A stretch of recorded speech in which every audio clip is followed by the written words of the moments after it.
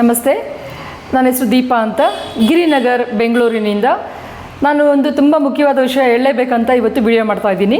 ನಮ್ಮ ತಾಯಿ last December 22ರಂದು ತುಂಬ ಹುಷಾರಿಲ್ಲ ಅಂತ ಹೇಳ್ಬಿಟ್ಟು ಹಾಸ್ಪಿಟ್ಲಿಗೆ ಕರ್ಕೊಂಡೋಗಿ ಪೆಟ್ ಸಿಟಿ ಸ್ಕ್ಯಾನ್ ಮಾಡಿಸಿದ್ವಿ. ಫಸ್ಟು ಡಾಕ್ಟ್ರ್ ಹತ್ರ ಹೋಗಿದ್ದಕ್ಕೆ ಕೇಳಿದ್ರು ಕ್ಯಾನ್ಸರ್ ಇರ್ಬೋದು, ಚೆಕ್ ಮಾಡಿಸಿ ಅಂತ. ಚೆಕ್ ಮಾಡಿಸಿದ್ರೆ 4th ಸ್ಟೇಜ್ ಆಗೋಗಿತ್ತು. ಆಗ ಡಾಕ್ಟ್ರ್ ಹೇಳಿದ್ರು ಇನ್ನು 2 months ಅಷ್ಟೇ ಇರೋಕ್ಕಾಗತ್ತೆ, ಯಾವ ಮೆಡಿಸಿನ್ ಕೊಡ್ಸಿದ್ರು ವೇಸ್ಟ್ ಆಗುತ್ತೆ, ಏನು ಬೇಡ, ಮೆಡಿಸಿನ್ನು ಬೇಡ ಏನು ಬೇಡ ಅಂತ ಹೇಳಿ ಕಳಿಸಿದ್ರು. ಸೀದಾ ಮನೆಗೆ ಬಂದ್ವಿ.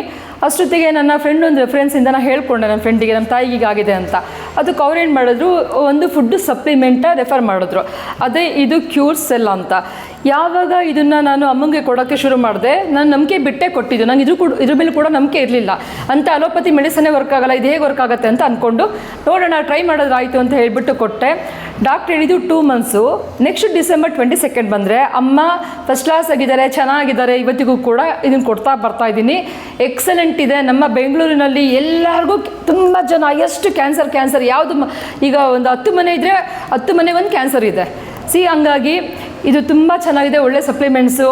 ನಾನು ಅನುಭವಿಸಿ ಅಥವಾ ಉಪಯೋಗಿಸಿ ಹೇಳ್ತಿರೋ ಅಂಥ ವಿಷಯ ಇದು. ದಯವಿಟ್ಟು ಯಾರಿಗಾದರೂ ಕ್ಯಾನ್ಸರ್ ಇತ್ತು ಅಂದರೆ ಟ್ರೈ ಮಾಡಿ ನೋಡಿ. ತೊಗೊಂಡು 3 ದಿನ 4 ದಿನಕ್ಕೇ ಶುರುವಾಗುತ್ತೆ.